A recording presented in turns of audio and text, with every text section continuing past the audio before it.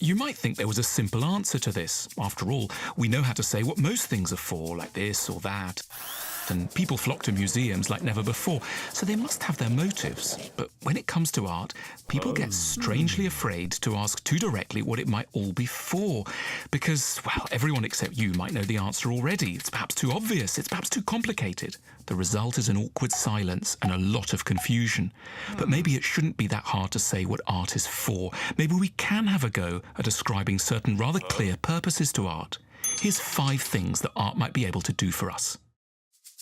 It's an obvious but striking fact that the most popular works of art in the world show pretty things. Happy people, flowers in spring, blue skies. This is the top-selling postcard in the world from the Metropolitan Museum of Art in New York. This enthusiasm for prettiness worries serious types a lot. They wonder, have people forgotten what life's really like? But that seems a misplaced worry.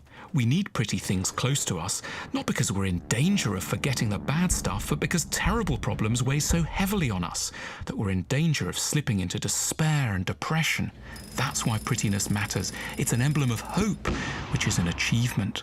Prettiness, those flowers and blue skies and kids in meadows, is hope bottled and preserved, waiting for us when we need it. The world often requires us to put on a cheerful facade, but beneath the surface there's a lot of sadness and regret that we can't express from fear of seeming weird or a loser. One thing art can do is reassure us of the normality of pain. It can be sad with and for us. Some of the world's greatest works of art have been loved for their capacity to make the pain that's inside all of us more publicly visible and available. Like putting on a sad piece of music, somber works of art don't have to depress us. Rather, they can give us the welcome feeling that pain is part of the human condition. Art fights the false optimism of commercial society.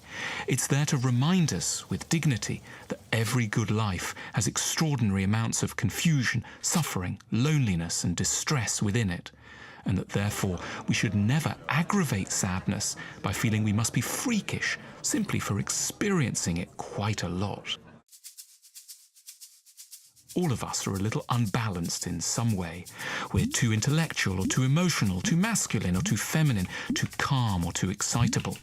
The art we love is frequently something we're drawn to because it compensates us for what we lack. It counterbalances us.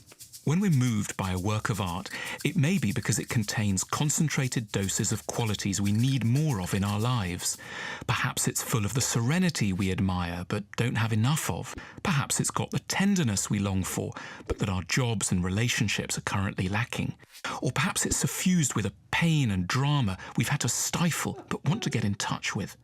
Sometimes a whole society falls in love with a certain style in art because it's trying to rebalance itself, like France in the late 18th century that wanted David as a corrective to its decadence, or Britain in the 19th century that looked to the pre-Raphaelites to counter the effects of brutal industrialization.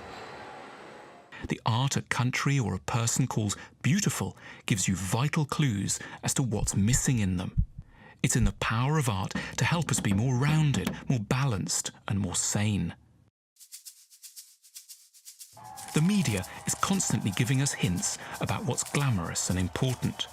Art also tells us about what's glamorous and important, but fortunately, given that you weren't invited again to the Oscars this year, it usually picks on some very different things. Albrecht Dürer makes grass look glamorous. John Constable draws our attention to the skies. Van Gogh reminds us that oranges are worth paying attention to. Marcel Duchamp challenges us to look again at the seemingly mundane. These artists aren't falsely glamorizing things that are better ignored. They're justly teasing out a value that's been neglected by a world with a deeply distorted and unfair sense of what truly matters. Art returns glamour to its rightful place, highlighting what's genuinely worth appreciating.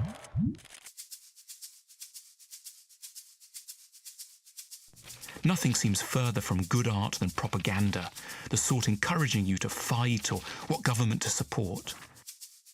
But one way to think about art is that it is a sort of propaganda, in the sense of a tool that motivates and energizes you for a cause. Only it's propaganda on behalf of some of the most important and nicest emotions and attitudes in the world, which it uses its skills to make newly appealing and accessible. It might be propaganda about the simple life, or about the need to broaden one's horizons, or about a more playful, tender approach to life. It's a force that stands up for the best sides of human nature and gives them a platform and an authority in a noisy, distracted world. For too long, art's attracted a little too much reverence and mystique for its own good. In its presence, we're like someone meeting a very famous person. We get stiff and lose our spontaneity. We should relax around it as we already do with music and learn to use it for what it's really meant for, as a constant source of support and encouragement for our better selves.